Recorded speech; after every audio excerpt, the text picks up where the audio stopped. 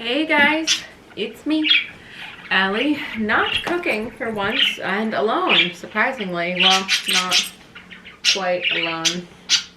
Thank you. You know, you're ruining the shot. Can you at least lay down? The thing is that I have some pizza here and she wants it. So she's pretending to be cute. Get out of here. Mine. So it is a very, very inappropriate time to be eating pizza. It is 9:45 right now in the morning. But the thing is that I accidentally ordered 2 full pizza pies for myself last night. And I just need to eat as much of it as I can so it doesn't go to waste. So, cool. But the reason I'm alone not cooking is because I really wanted to make a video about my experiences with anxiety.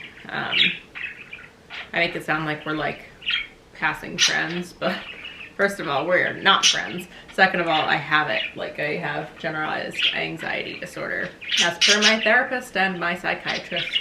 The birds are going to be chirping. It was too sunny this morning. I felt too bad about locking them up, so hopefully it won't be too bad. It's probably going to be terrible, but whatever. I really was thinking about this video and I was like, I do want to do it. I want to do it justice, but like, where to begin? So there's no better place to begin than the beginning. And my mouth is drooling for some pizza, so I'll be eating some as I speak. Awesome. Anyway, so our story begins my senior year of college, specifically the second semester in 2019. So basically, like, I had a lot of stuff going on. I think anxiety is one of those things, and like any mental health disorder or whatnot, that you, like, just like sexuality and stuff like that, like, you can find traces of it in you as you're growing up, but because you didn't realize that you had this or that this was a common thing, like, you ignored it or just said everybody feels like this, whatever. So that definitely came into play. So I can't start all the way at the beginning, but when it hit me, when everything catapulted apart. Oh my God, Arnold! Okay, maybe I can't have sympathy for the birds right now. Hold on. I'm gonna put a cover over them. You, stay here. You're very cute. Stay.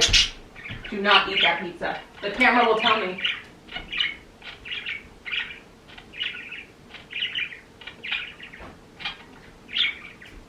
Good girl. Okay. You need to be quiet, my little friend. It's just Arnold, too. Oh, God. Sorry. Anyway. So, yeah. So this probably has been, like, anxiety in me has probably been building to pop off for, like, a while. So 2018 was a big year for me as well. I got out of my 5-year relationship with a guy. And it didn't end well. I've said it before. I've never disclosed the reason, but whatever. Like, I'm past it. He's past it. I was cheated on, so sucks. But I didn't, like, have a huge turmoil about that. Instead, I, like, took the opportunity to understand my own sexuality, and that year was the year I realized I was bi as well. So, very interesting time. You stay over there. I'm doing something right now. But yeah, but anyway, I had all these big things, but I was also away and I was studying abroad. I was in London, so I feel like I kind of like had a time where I just kind of put it off, you know? And then I came back in the summer, and I was really depressed at home. I remember it was one of the worst years I had at home. I was really depressed that whole summer, I think. Coming back to school was great. I got to reconnect with all of my people. So that helped, like, put a band-aid on things. Whatever. I would go through, like, little bouts of depression here and there, but nothing crazy, I would say. And then, so my senior year, second semester, me and one of my roommates, who was my first girlfriend, I had spoken about her previously. If you didn't watch the coming out video, maybe you should. We were roommates and we decided we were more. Well, we didn't decide. Whatever. You know how it is. We became a couple. which was great. And from about January to March, I was the happiest I think I've ever been in my entire life so far. And we were in a relationship well past March, but something happened in March. I was feeling kind of funky one night, and we were watching movies, like as we do, and I remember feeling off, and my ex was like, you know, are you okay? Like, what's going on? And I was like, you know, I don't know. Like, I feel off. It's not you. Like, you didn't do anything. It's just me. Like, I don't know what's going on. But, like, maybe I need a good cry or something. Maybe I'll, like, trigger a cry. And she was like, all right, like, you know, let me know if you need anything, whatever. So later that night, I was able to trigger a cry by, like, watching something that made me sad. But the thing was is that I usually before this point didn't cry, like, at all. So I was expecting, like, a tear or two to shed, like, whatever. But I had this, like, humongous breakdown cry, and I was feeling so many feelings that I hadn't felt since, like, high school. Like, feelings about my family and my parents and myself, and just all of this stuff, like, crying for all of these things that weren't necessarily relevant at the time, that it was like that this was happening, but are relevant in my life. And it was really crazy, like, and it was loud, and my ex came in, she was like, are you okay? And I was like, please get out of here, because we, like, hadn't seen each other like that yet. It was pretty early in the relationship. Whatever. So that was my first, like, whoa, shit, like, girl, you got something going on. Before that year as well, I'd never been to therapy, never had a therapist. Because, like, I was always the person who was, quote unquote, the therapist to friends and family and whatever. Like, and I think a lot of people with anxiety have similar experiences where before it pops off, like, you're the one who takes care of everybody else. So, like, I used to mediate in my family a lot, and I used to, like, push my own feelings, so I'd bury it, and I used to hear a lot of, like, you're too sensitive, whatever. So I would bury it, and then finally, and, like, every once in a while I would have, like, huge cries, right? And then bury it again. But there was something about this one that happened at school at this time that really shook me to my core, because I think it was because of the context of it. Like, every other time I've had a huge cry or whatever, it had made sense. Like, you know, I wasn't in a good place, or I was having issues at home, whatever. But this one really scared me, because I was like, I'm so happy right now. Why is this happening? You know? So I was like, what the fuck? You know, like, what's going on? So then I started looking for therapists right away, because, like, I don't play. Like, I was never, hating on mental health, but I never really, like, thought it applied to me, I guess. So, yeah,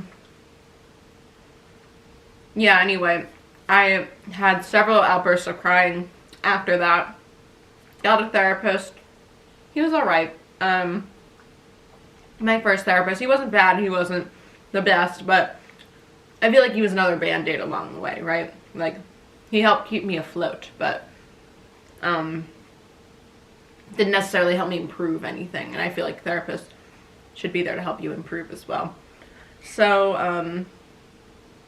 I don't know, struggling with this throughout my entire senior year.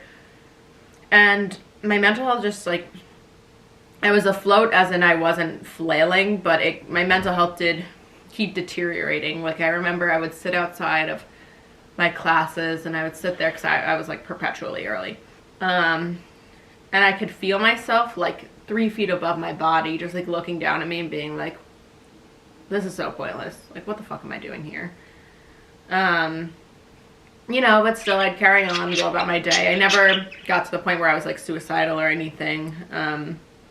But there is something I should disclose, though. Like, though I was never suicidal, I was in so much emotional turmoil. I understood why people consider suicide as an option, because of how painful it is. I'm not that type of person. I guess, like, I don't know. I feel like I would be too much of a coward to do it. You know, whatever. I just never really occurred to me to do to myself, I guess, whatever. Anyway, so, you know, things were getting worse and worse. Like, I was okay, like, my grades were okay, but I could notice changes in myself. Like, before this, I guess before this, like, I always considered myself, like, kind of a perfectionist, even when it came to school. Like, that was something I always relied on. Like, I think, before this time, a lot of my anxiety was attached to my ex-boyfriend, because he had a lot of problems, and that made me feel anxious about our relationship and future and all that.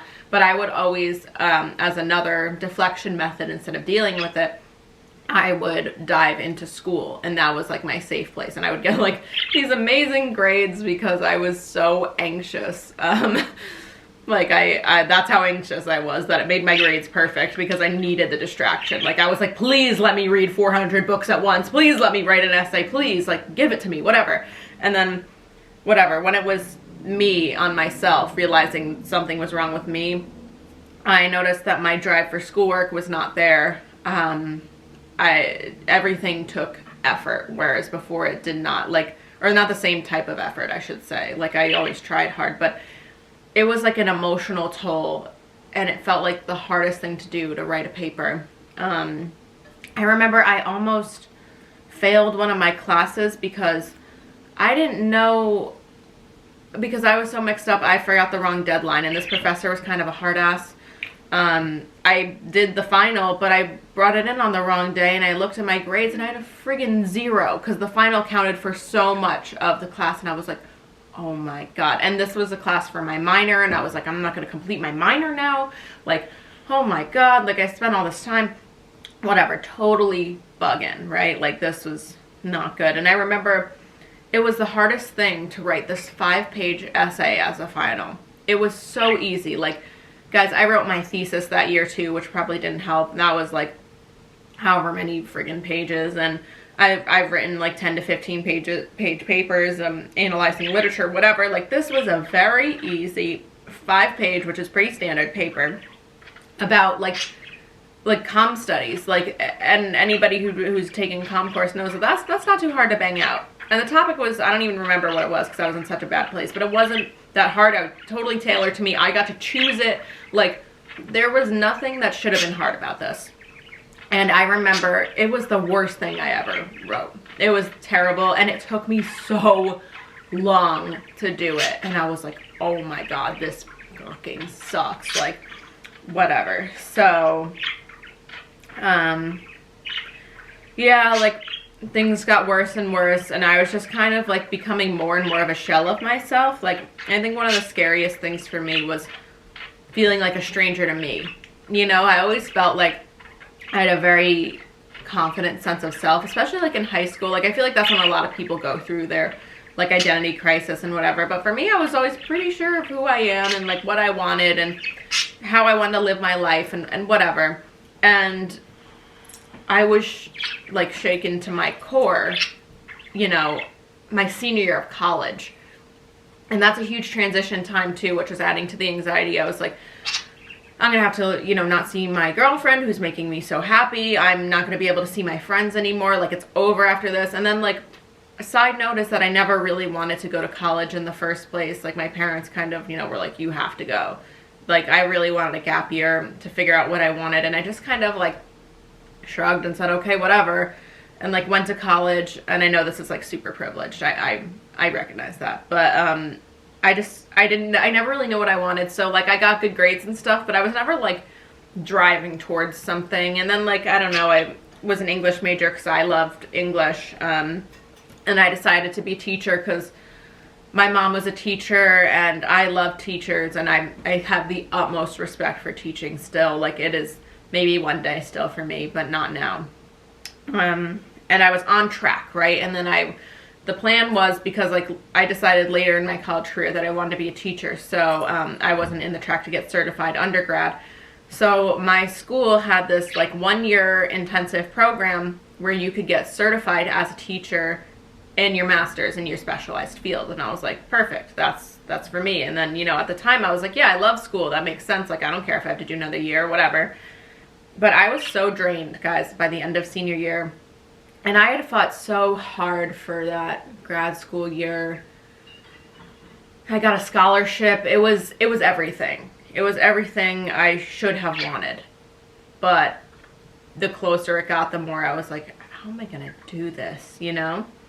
And there was a specific point, I remember it was like graduation weekend, I think. Hang on, pizza. It was graduation weekend. My parents came down and I was super depressed, you know? And they could tell I was off, which is saying something because they're not usually the most in tune with me and my emotions. But they could even see that I was just like deteriorating.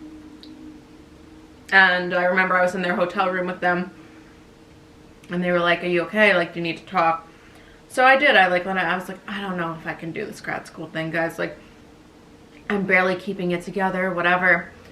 I didn't think they were going to take it well because they've always been people who were, applied a lot of, I feel like, pressures in certain ways. For me, it was always academic because I wasn't doing athletics in high school, but I always felt that pressure, like,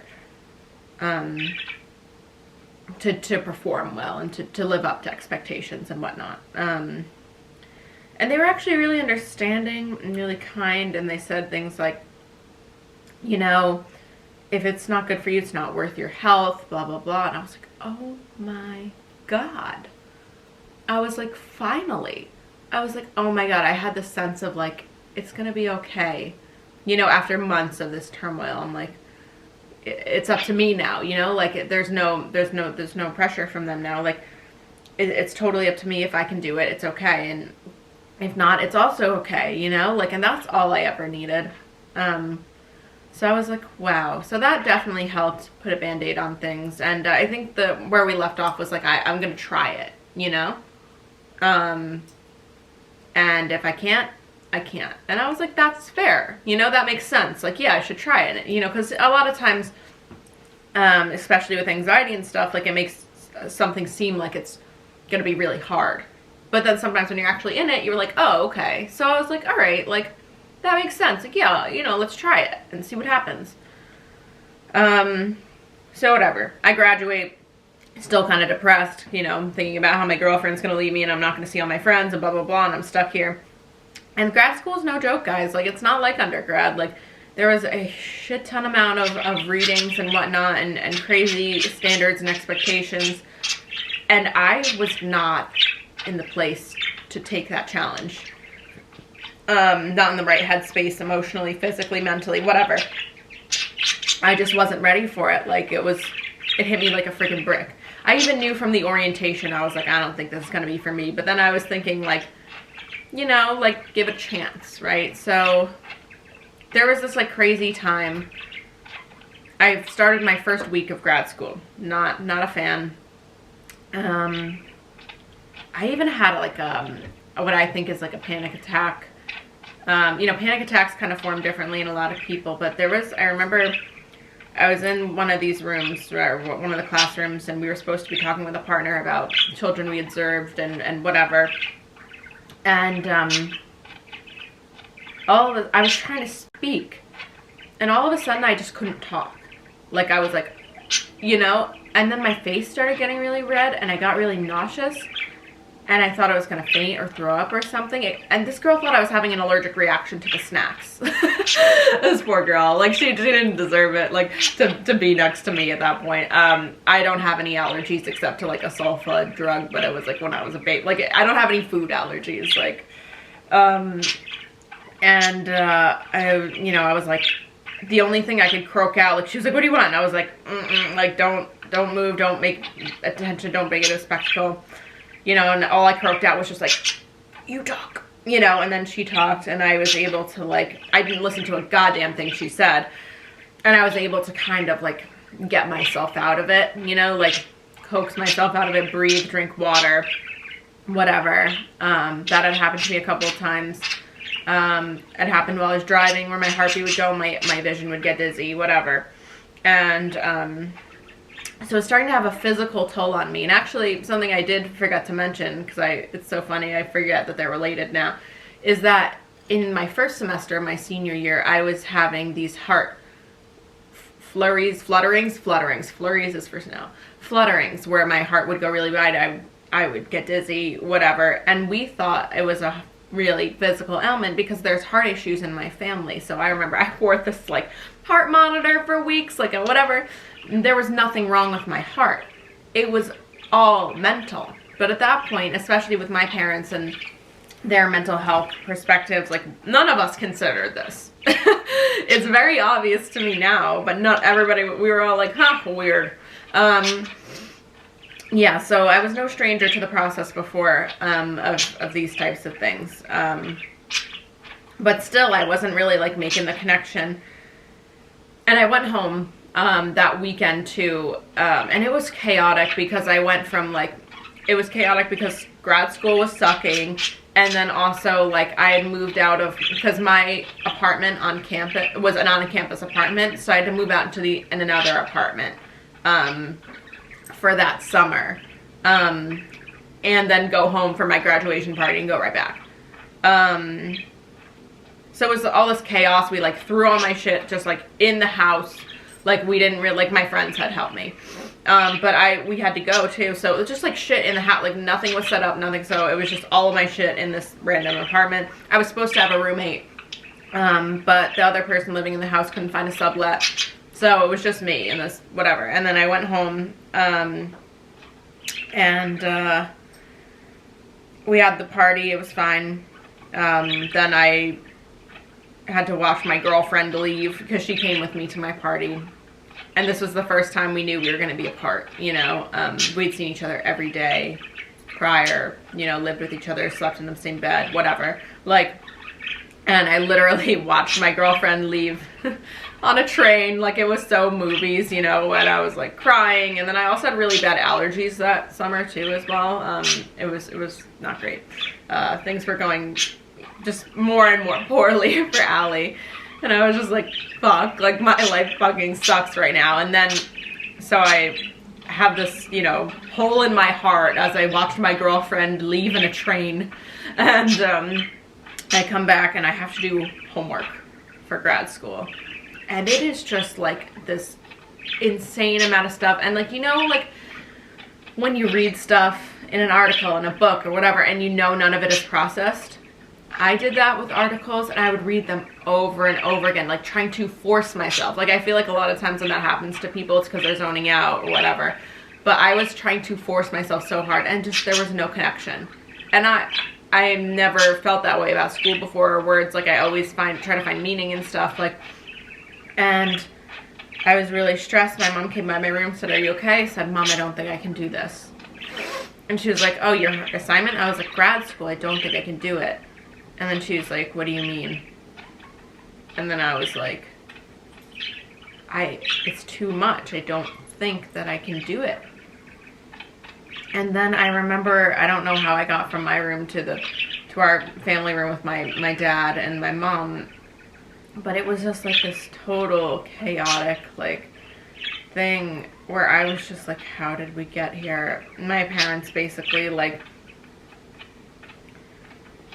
weren't thrilled, and I was very confused based on our prior conversation, and all I could think while this was happening, like, I don't know, my dad kept saying, well, you were magna cum laude, why can't you handle it, you know? And I am sobbing, and guys, it was disgusting. First of all, I was sick with allergies, my eyes were puffy, I'm emotionally scarred because my girlfriend just left me, and like I was sobbing because like all of this stuff was happening all at once, and I had this ugly ball of like snotty tissues because we were talking, so I couldn't keep like getting up and leaving, so I just like had this wad of disgusting like sob tissues in my hand. It was so gross. And I was just thinking in my head, like, I'm so stupid. I'm the dumbest person. I am so stupid for thinking that anything was different for like 1 second. And then I actually said it out loud. I was just like, I'm so stupid. And they were like, what? you know, and at this point, like, my dad's kind of heated, like, and my mom, I think, had softened quite a bit. She doesn't like to see us like that, you know, like, so vulnerable and, like, stripped down and whatever. I've always been really strong, and I think that's what threw them. But, like, you know, that's sometimes being strong is a facade, you know, or it's a protection from your own stuff. You can always be strong for other people, but sometimes you can't always be strong for yourself. And yeah, so that was probably one of the worst days of my life. And I don't know, we basically came to the conclusion that I would give it another week and see. And my parents actually came back with me and helped me move in to the place, because, like, and I remember I was sitting there just trying to do my assignment, right? And my parents, like, set up the entire apartment. They bought stuff, like, whatever, that I might have needed, trash bins, like the dish thing, rack, that's it, the dish rack. My mom put all my clothes away, and I'm just sitting on this chair trying to read this assignment. It took me, after they were done setting up the entire apartment, not just a room, the entire apartment, putting things away for me, still didn't finish it. They stayed like a night or two. Oh no, I think, did they stay the week? They might have stayed the week, actually. And every day it just got worse and worse. Maybe I had the panic attacks while they were there. Maybe it wasn't the week before. Yeah, I think it was the week after, so whatever. And I told them, you know, I can't do this, you know? And that's really hard. Like, my parents are really big, like, commitment people.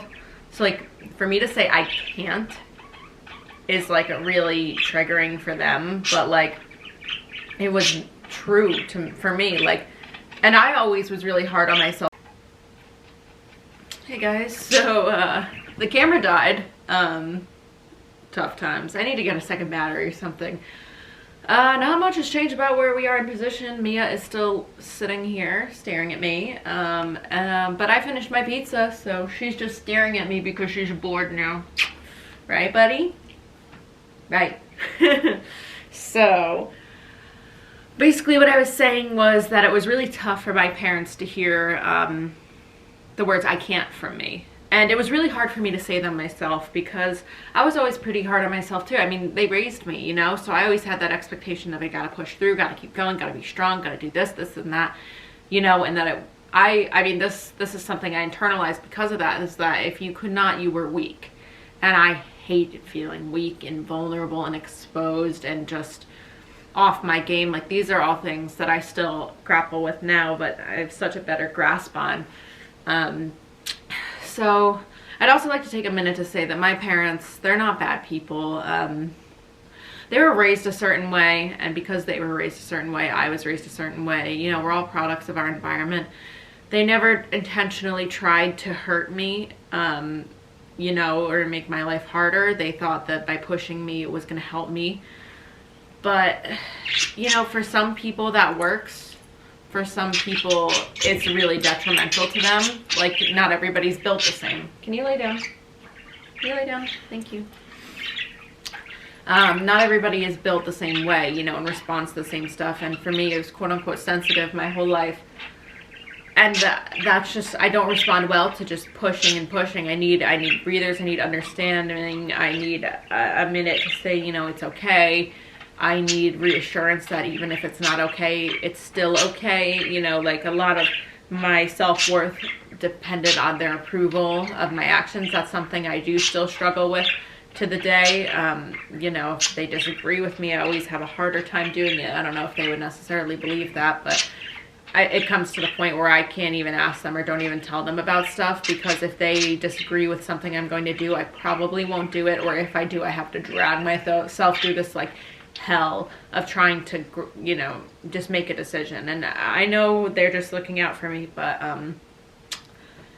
you know, my parents are pretty cautious, my dad in particular, and that caution feeds right into my anxiety, and makes me not do anything. So as opposed to, you know, taking a risk, pulling the trigger, going for it, I get stuck in my anxiety, and I'm like, maybe I shouldn't, and then I just don't do anything.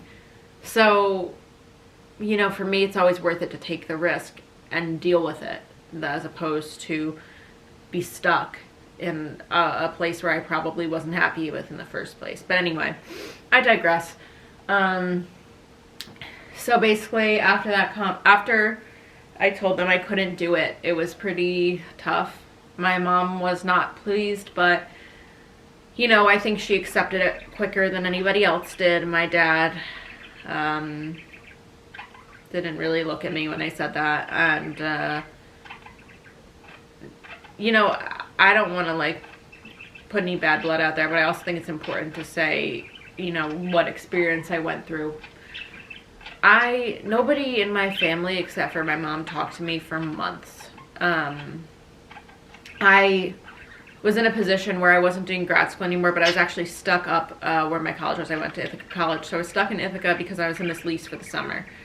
So I had to stay there. Right now, obviously, I got a job, whatever, I was just chilling, but I was so depressed and alone and isolated, and it was just terrible. And to top it all off, the therapist I was seeing, like, during the shit show of the month, like the worst month, he was like, I'm on vacation this whole month, and I was like, cool. Awesome. You know, if I didn't have my ex-girlfriend at that time, like, I don't know where I would be. She was amazing to me the entire time. I also got these little rascals who don't shut up because I was living alone in that apartment. It was kind of creepy. It had an upstairs. It was like a nice place, but it was, you know, to live alone in it was creepy, especially while you're depressed and whatever, and had an upstairs. So it kind of like creeped me out when like the stairs would creak and whatever. So I thought, what are the loudest animals that I can get from this PetSmart in Ithaca? And I came home with my 2 parakeets, Arnold Palmer and Tequila, informally Arnold and Nanners. And even though they annoy the shit out of me sometimes because they're loud, they also got me through some really tough times. My little birdies, they're very silly.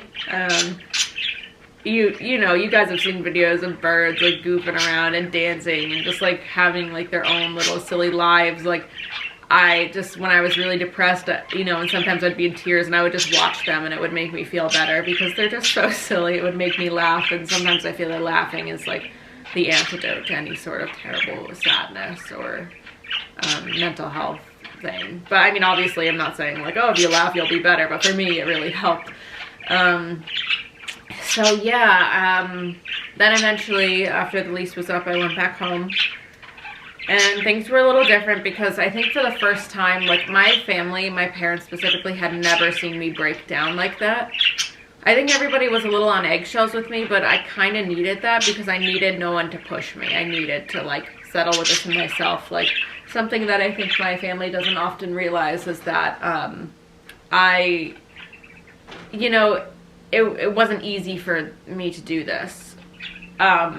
To make this decision to end up, you know, stopping my plan. Like, I don't know if they've realized from my perspective, my whole life, why I've always referred to it as, you know, when my life blew up.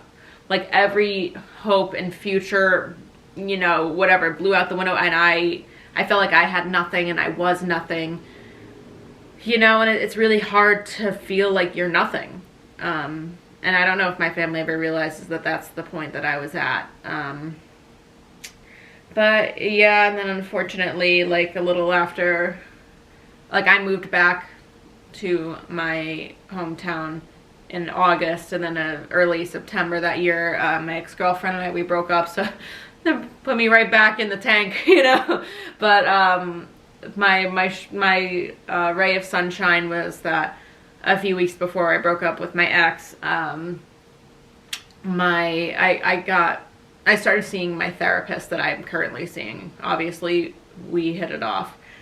She's great, and I've been seeing her weekly ever since I started, and I think this was, yeah, August of 2019. It is January of 2021. I still see her every single week. And we work on my anxiety. We talk about my anxious thoughts, how I could do better, how I can help myself. And there's a lot of great things that she shared with me that I think, you know, I want to share with you too.